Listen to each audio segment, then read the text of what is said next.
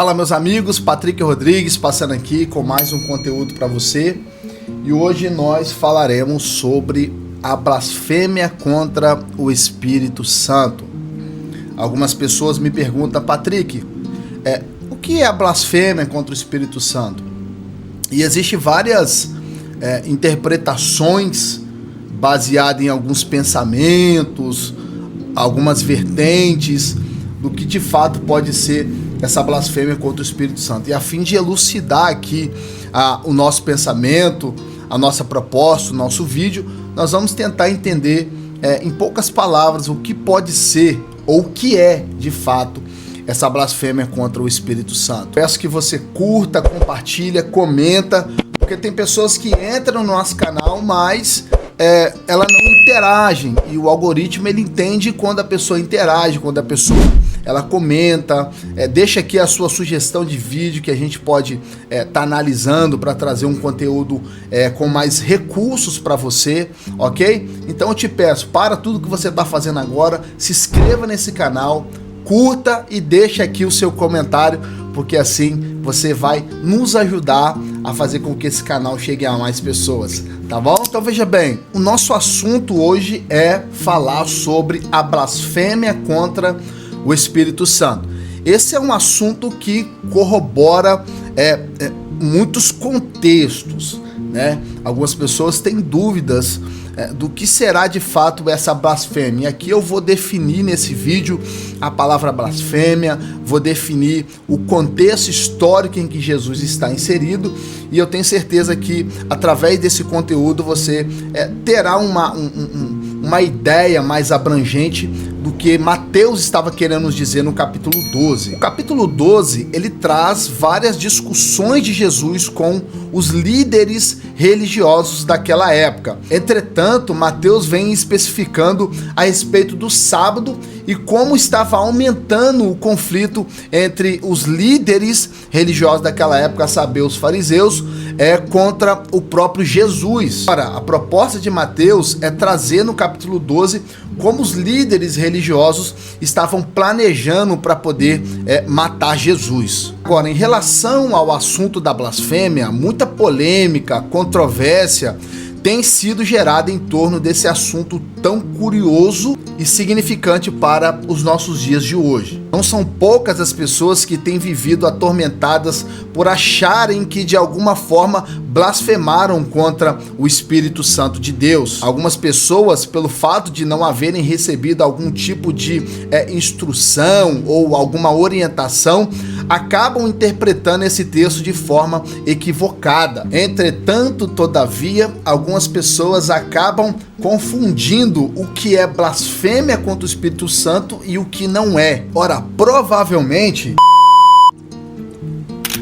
falta recursos que os possibilitam embasar seus estudos e também orientações numa exegese sólida e confiável. Um assunto tão sério como esse merece ser tratado com todo carinho, com todo respeito e também relevância. A propósito, deve-se ter em mente que a alegria, a felicidade, a paz, a vida eterna e a vida de muitas pessoas podem estar em jogo baseado no capítulo 12 de Mateus. Veja que, acima de tudo, a própria palavra de Deus, ela pode ser comprometida ao afirmarmos que, na verdade, ela de alguma forma não afirmou. Ora, tendo em vista tudo isso e humildemente, nós focaremos no tema, objetivando o quão possível pode ser elucidar as razões para poder compreender esse assunto tão interessante. Queria te convidar agora para você vir estudar comigo alguns slides que eu preparei para você. Veja bem, então já aqui no nosso slide, nós gostaríamos de falar sobre o que é a blasfêmia contra o Espírito Santo de Deus, ok? Então veja bem, o objetivo do vídeo é interpretar o texto, ok? À luz do seu próprio contexto e mostrar que existe pecados que são perdoados, porém, contra o Espírito Santo existe pecado que não é perdoado. Não obstante, o objetivo do vídeo é observar, aqui ó, observar o que Jesus realmente queria dizer com a palavra blasfêmia. Em Mateus capítulo 12, aqui ó, capítulo 12, versículo 32, e nós usaremos a NVI, a tradução NVI, o texto diz: aquele que não está comigo está contra mim, e aquele que comigo não se ajunta se espalha. Por esse motivo eu lhes digo, todo pecado e blasfêmia serão perdoados aos homens, aos homens, mas a blasfêmia contra quem? O Espírito, ou o Espírito Santo, pneuma hagios, não será perdoado. Todo aquele que disser uma palavra contra o Filho do Homem, ou seja, até contra Jesus ou contra os homens, será perdoado. Mas quem falar contra o Espírito Santo, pneuma hagios, não será perdoada. Não será perdoado. Nem nesta era e nem na era que há por vir. Ok? Então veja bem, a proposta de Mateus é mostrar o que está acontecendo dentro do contexto que Jesus estava pregando. Você sabe que no capítulo 22 o texto diz: então levaram-lhe um endemoniado que era cego e mudo, e Jesus o curou de modo que ele pudesse ver. Todo o povo ficou atônito e disse: não será este o filho de Davi? Mas quando os fariseus ouviram isso, disseram: é somente por Beelzebu, o príncipe dos demônios, que ele expulsa demônio. Ou seja, Jesus estava vindo numa série de acontecimentos, curando, até que chega um momento que Jesus vai curar um homem cego e mudo e que estava com espíritos malignos. Aí os fariseus vão dizer o quê? Ele está expulsando demônios por Beelzebu. Patrick, quem era Beelzebu? Veja bem, a forma original dessa palavra era Baal-Zebub, termo do deus de Edrom, dando um sentido do deus das moscas. Provavelmente era adorado pelo povo por seu poder de ter livrado o povo também de uma peste. Ou seja, esse deus ele era adorado por ter em algum momento da história livrado o povo daquela época, ou o povo de Edrom, de alguma peste das moscas. Então esse deus ele foi chamado como o deus das moscas. Com o tempo os judeus passaram a chamar esse deus de Baal-Zebel, que significa Senhor do esterco. Termo esse para poder usar o ódio dos judeus pelos deuses gentios. Agora, era empregado também o termo Baal-Zebu, que tem o sentido do Senhor da mosca, isto é, da casa dos demônios. E por essa razão, esse termo passou a ser sinônimo vinculado a Satanás. Pela própria palavra, é impossível saber quais os significados devemos considerar, ok? Todavia, Mateus capítulo de número 10, 25, mostra muito claramente que o uso do termo ao tempo de Jesus acerca da sua pessoa, ou seja, o nome que era atribuído ao próprio Jesus, como expulsar demônios por Beelzebu, era Senhor da casa dos demônios. Trocando em miúdo, o comentarista John Gill disse que por essa razão os fariseus estavam identificando Jesus com o próprio Satanás, ok? Então é por isso que a gente está aqui tentando montar o pano de fundo histórico e o contexto para você poder entender aonde de fato nós iremos chegar. Nós temos aqui o texto de Marcos capítulo 3, versículo 28, que diz: eu lhes asseguro que todos os pecados e blasfêmias dos homens lhe serão perdoados, mas quem blasfemar contra o Espírito Santo nunca terá perdão e é culpado de pecado eterno. Versículo 30, Jesus falou isso porque eles estavam dizendo: ele está com o espírito imundo, ok? Então, veja bem, nós temos aqui alguns textos paralelos, ok? Textos paralelos. Voltando ali. Então veja, nós temos aqui alguns textos paralelos, perceba, textos paralelos que estão ligados ao capítulo de número 12 de Mateus. Nós temos Lucas, capítulo 12, versículo 10. Nós temos Hebreus, capítulo 10, versículo 26, que vai corroborar com a linha de pensamento com o que Mateus está dizendo. Então veja bem, aqui nós temos a etimologia da palavra. Lembrando que a etimologia, ela é um campo de estudo da linguística que trata da história ou origem das palavras. Então note comigo que a palavra blasfemar, aqui ó, blasfemar, é oriunda do grego blasfemo, que por sua vez é a simplificação de blasps ou fêmeo, que significa falar para danificar ou falar mal, que deriva de blaspes, dano, ok?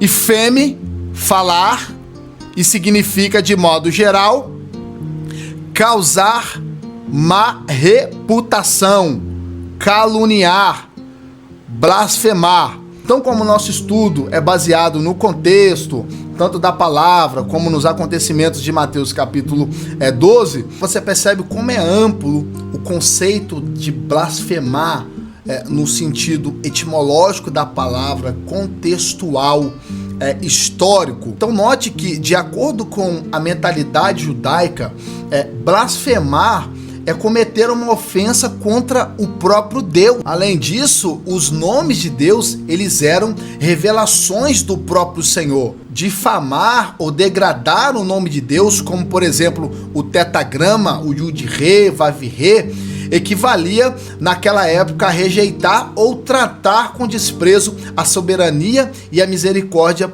do próprio Deus. Note que os judeus levavam tão a sério, mas tão a sério essa acusação de blasfêmia, que só era considerado de fato blasfêmia quando o santo nome do Senhor era pronunciado segundo a própria cultura da sua época. Não havia nenhuma outra derivação enquanto a isso, percebe? Só se consumava tal crime com a própria pronúncia do nome de Deus. Agora, existe alguns registros enquanto a palavra blasfêmia ou ato de se blasfemar, falar mal, blasfêmio, blaspes.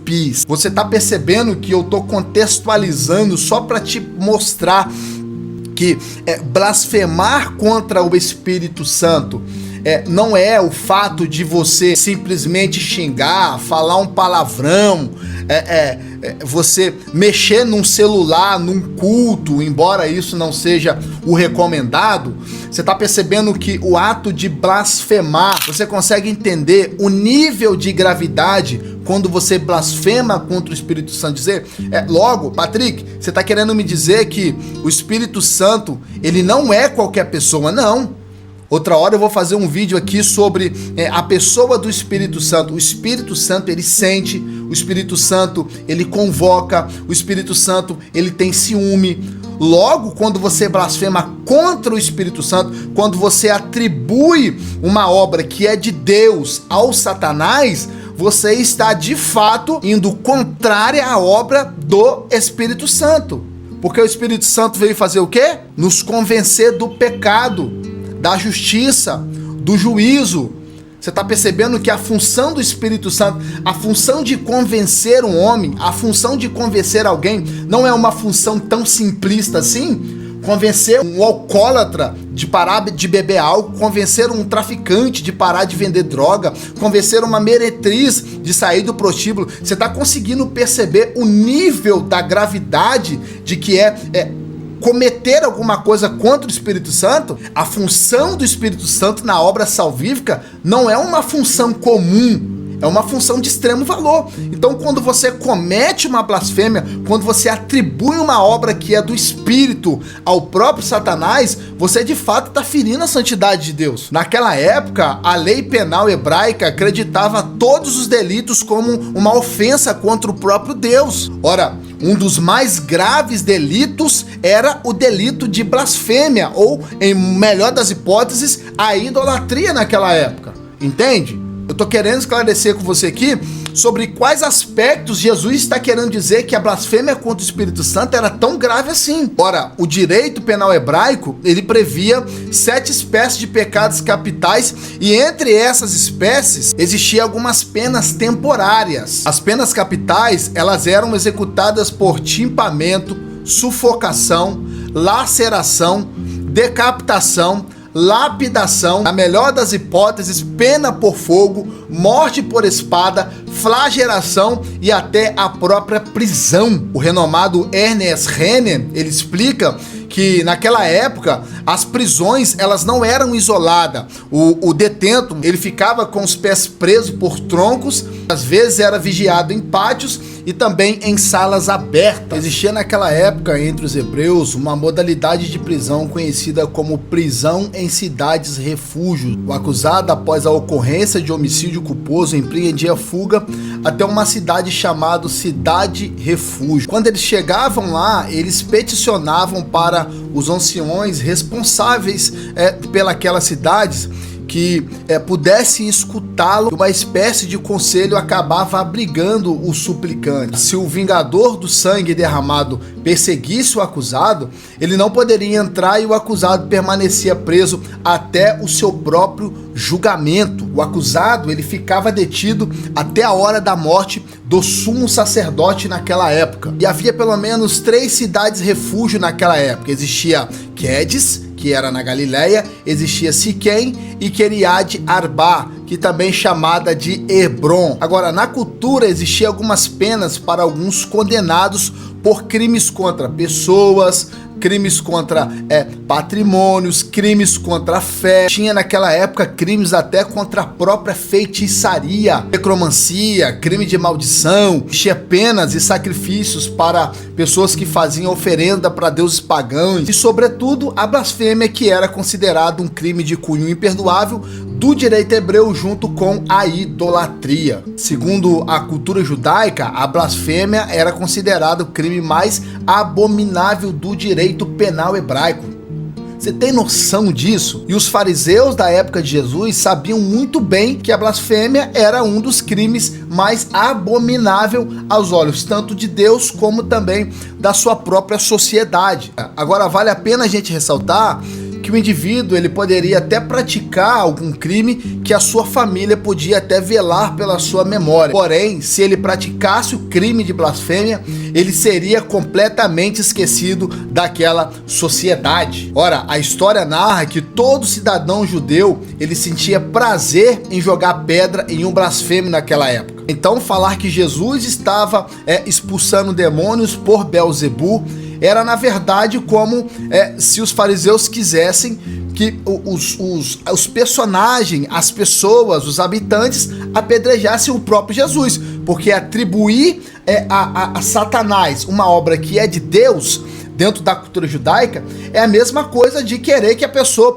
fosse apedrejado. Percebe? Fazendo alguns estudos aqui, eu cheguei à conclusão que naquela época era uma total euforia quando o condenado estava prestes a ser morto por blasfêmia. A lei principal que preconizava a blasfêmia vem da Mishnah, que lecionava a consumação do crime de blasfêmia quando a pessoa pronunciava o nome sagrado de Deus, Javé, Yavé, Yud-Re, Vav-Re. A tradição e a cultura dizia que só podia ser dito o nome de Deus uma vez por ano em uma festa sagrada pronunciada pelo sumo sacerdote dentro do Santíssimo Lugar.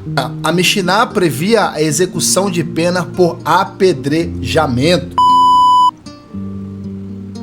Na Torá encontra-se 2 aplicações por crime de apedrejamento. Em Levítico, capítulo 24, o texto diz: tira o que blasfemou para fora do arraial, e todos os que ouviram porão as mãos sobre a cabeça dele e toda a congregação a apedrejará. Levítico 24 diz: aquele que blasfemar o nome do Senhor será morto toda a congregação e apedrejará. Assim, o estrangeiro como o hebreu, se blasfemasse contra o nome do Senhor, seria apedrejado imediatamente. O britânico Gordon Thomas, certa feita, disse que uma vez que o sumo sacerdote identificasse um crime de blasfêmia ou adultério, este era punido e pela pena capital ele era apedrejado. Gordon Thomas disse que o condenado ele era apedrejado e ele também era levado para um lugar de execução em um penhasco fora da cidade. Naquele penhasco, a pessoa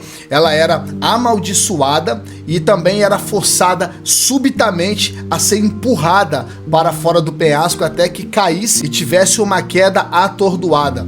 Agora, olha só a punição para o crime de blasfêmia naquela época. Agora, quando Jesus está dizendo que aquele que comete pecado de blasfêmia contra o Espírito Santo, na verdade, Jesus está ressignificando a memória dos fariseus aquilo que já estava na lei. Percebe? Gordon Thomas ainda chega a afirmar que os restos mortais, o corpo da pessoa, era deixado lá, estirado para que, segundo a lei de Deuteronômio, os animais viessem, picassem e deteriorassem todo o corpo da pessoa que estava ali sendo julgada, subjugada pelo pecado de blasfêmia. Então note a gravidade do problema que os fariseus estavam arrumando para a cabeça deles. Historicamente falando, eu quero que você entenda que o pecado de blasfêmia não é simplesmente o fato de você errar, cair, tropeçar em algum tipo de transgressão na sua vida, iniquidade. Então, se alguma pessoa pensa que pecou por ter xingado, pecou por ter mentido, pecou porque não liberou perdão, já está condenado para a morte, está enganado. Eu estou contextualizando tudo isso para você entender como era tratado o pecado de blasfêmia e como Jesus queria que os fariseus entendessem e relembrassem aquilo que eles mesmos pregavam. Agora eu queria voltar com você para os slides para você poder entender o real intuito desse vídeo. Lembrando o que Mateus vai dizer lá no capítulo 12, versículo 25, Jesus conhecendo os seus pensamentos. Olha só, Jesus conhecia o que se passava na mente e nos pensamentos dos fariseus, percebe? Mas eu quero que você venha comigo para os slides para você compreender melhor o que eu estou querendo dizer. Vendo todos os aspectos cultural, histórico, as definições, a etimologia e etc, etc. Agora nós vamos para as considerações finais, né? Que é a definição e a explicação final sobre aquilo que nós queremos elucidar do texto, ok? Então veja bem, blasfemar no sentido, blasfemar no sentido do texto bíblico é proferir palavras, proferir palavras segundo o que nós já dissemos, né? Segundo o que nós já falamos, palavras abusivas ou injuriosas contra a honra e a santidade da divindade, de modo consciente e malicioso, ok? O blasfemador, do grego blasfemos, contra o Espírito Santo, é aquele que reconheceu que Deus está operando mediante o Espírito Santo, pneuma hagio, Espírito Santo, nas ações de Jesus. Trocando em miúdo, blasfemar contra o Espírito Santo é atribuir a Satanás uma obra que é de Deus, ok? Atribuir ao inimigo uma obra que é do Espírito Santo. Patrick, eu acabei rindo de alguém que estava falando em uma língua estranha. Patrick, eu sem querer falei alguma coisa relacionado a ver alguém rodando dentro da igreja em mistério. Eu blasfemei contra o Espírito Santo? Depende, se você atribuiu a obra que é de Deus a Satanás, talvez você tenha blasfemado. Agora, se você tem em mente um arrependimento verdadeiro dentro de você, isso implica que o Espírito Santo ainda habita em você e que você não cometeu blasfêmia contra o Espírito Santo. Então, você percebe como que é complexo essa ideia de blasfemar contra o Espírito Santo ou não? Eu costumo dizer que é muito difícil uma pessoa blasfemar contra o Espírito Santo, mas tem. Jesus já estava condenando os fariseus por já estar blasfemando contra o Espírito Santo? Não, mas Jesus estava dando uma advertência. É tanto que no capítulo 25, ele vai dizer, Mateus vai dizer, Jesus conhecendo seus pensamentos. Ou seja, Jesus sabia a intenção do coração deles. Mateus continua dizendo, se Satanás expulsa Satanás, está ele dividido contra si mesmo? Como então subsistirá o reino? Uma casa dividida não subsiste. Percebe que Jesus estava dizendo que não tem como uma casa subsistir se há uma associação com aquilo que ele estava dizendo? Versículo de número 27. E se eu expulso demônios por Belzebu, por quem os expulsam os filhos de vocês? Por isso, eles mesmos serão juízes sobre vocês. Mas se é pelo Espírito de Deus que eu expulso o demônio, então entrego a vocês o reino de Deus. Você está percebendo que Jesus está dizendo, é pelo Espírito Santo que eu expulso os demônios? Lembra da passagem que Jesus vai dizer, o Espírito de Deus está sobre mim? Então os fariseus estavam debochando. Na verdade, eles estavam ridicularizando o ministério de Jesus. Eu acredito que aquilo ali foi inveja, né? Então você percebe que o que os fariseus estavam fazendo é invejando o ministério de Jesus, peraismo, né? A palavra peraismo no grego significa um desejo incontrolável de ter aquilo que é de outrem. Os fariseus estão vendo Jesus curar, Jesus salvar, as pessoas seguirem Jesus. A concepção deles, peraí, nós precisamos parar esse camarada. Então veja bem, Deus está operando mediante ao Espírito Santo nas ações de Jesus e que deliberadamente e conscientemente eles deram que definição falsa da fé, pistis ou pistéos, né? Em Deus como sendo a fé no diabo, ok? Blasfêmia. Jesus acabara de realizar mais de um dos seus grandes milagres de cura, expelindo o demônio, de tal modo que curou o cego e mudo e falava e agora também via. Mateus 12, 22. Esse milagre impressionou de tal maneira a multidão que maravilhada reconhecia. Você está vendo aqui o problema dos fariseus com Jesus? É que a multidão que estava vendo Jesus curar, Jesus salvar, Jesus expulsar, eles reconheciam publicamente a messianidade de Jesus, o Filho de Deus. Aí diz o texto sagrado, e toda a multidão se admirava e dizia, não é este o filho de Davi? Gente, eu tô falando dos fariseus, que era a elite do sagrado naquela época, os perushim, os farisaios, aqueles que separavam dentre os demais. Então, para os fariseus verem as multidões admirando e dizendo, não é este o filho de Davi?